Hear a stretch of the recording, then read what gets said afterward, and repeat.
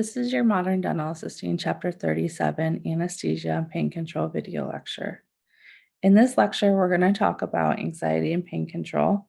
We practice various psychological, physical, and chemical approaches to prevent and treat postoperative, preoperative, and operative anxiety and pain. Anesthesia is the term that is used for the temporary loss or feeling of sensation, and then the anesthetics are the drugs that produce that temporary loss or feeling of sensation.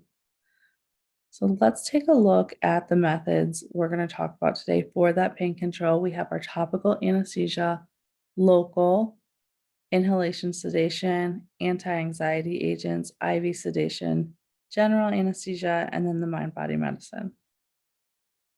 Our topical anesthesia is going to provide a temporary numbing effect on the nerve endings that are located on the surface of the oral mucosa. So this can be supplied as an ointment, a liquid, a spray, or a patch. Typically, we're going to see the ointments in our offices. They're just applied with a cotton tip applicator on the tissue that we're going to inject with a jelly-like feel.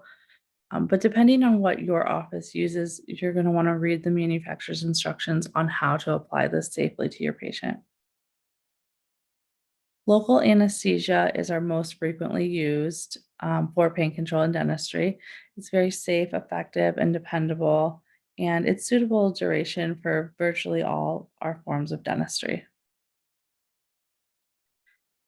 Characteristics for our local anesthetic should include it being non-irritating, should have minimal toxicity. It should have a rapid onset, so meaning that it's going to start very quickly.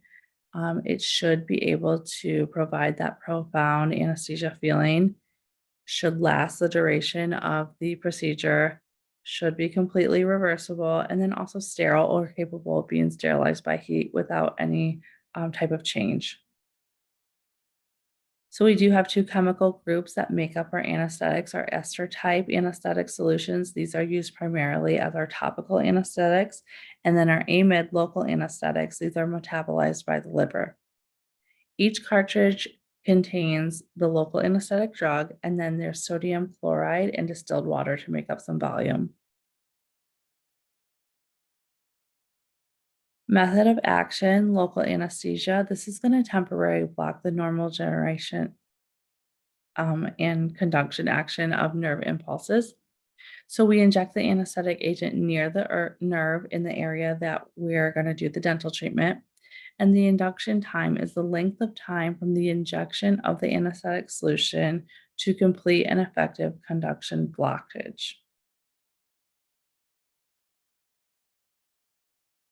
The time span of local anesthetics is going to be our time of induction to completion of the reversal process.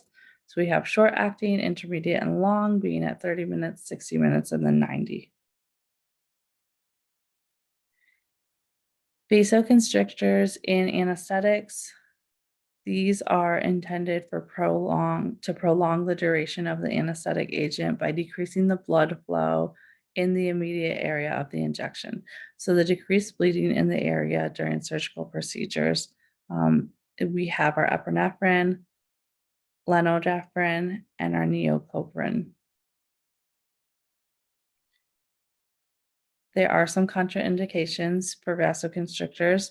They're unstable angina, if they've had a recent myocardial infarction, recent coronary artery bypass surgery, untreated or controlled severe hypertension, untreated or uncontrolled congenital heart failure. So we should always be looking at the patient's health history to make sure that they're okay and suitable for a vasoconstrictor.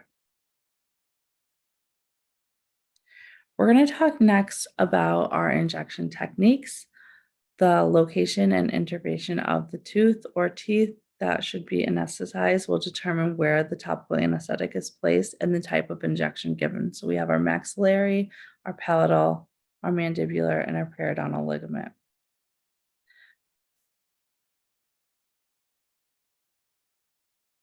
I'm going to refer to the book to go into greater detail about each of these techniques.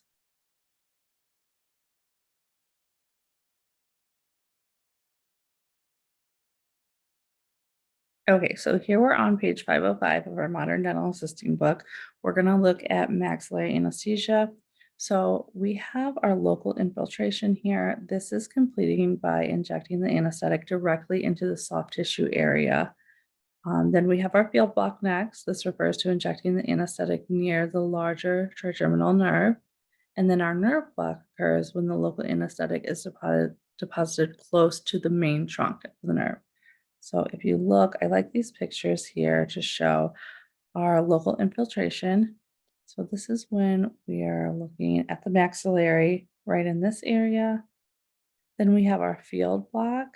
So if you're looking at the nerve here, we're field blocking here to provide that sensation to these teeth here. And then if we're doing a larger area in the maxillary, we can go in and do that block. And that's going to be in this area here to provide the sensation to a larger range of teeth. We have our palatal anesthesia next. So this is sometimes necessary for procedures that involve the soft tissues of the palate. This is going to provide anesthesia in the posterior portion of the hard palate. And then our mandibular. So remember that because we have dense and compact bone, the anesthetic solution doesn't diffuse easily through it. Therefore, block anesthesia is the type of injection that we're going to use more frequently for the mandibular teeth. So we have our inferior alveolar nerve block. This might be referred to as a mandibular nerve block. Then we have our buccal nerve block. This provides anesthetic to the buccal soft tissue close to the mandibular molars.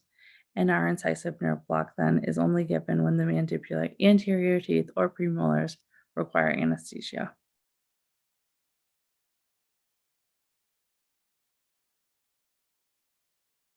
The last type we're going to talk about here is the periodontal ligament injection. This is an alternative infiltration technique. It involves injection of anesthetic solution under pressure directly into the periodontal ligament that holds the tooth in the socket. So this can be done with a conventional syringe and disposable needle, or we can use a special periodontal ligament injections syringe.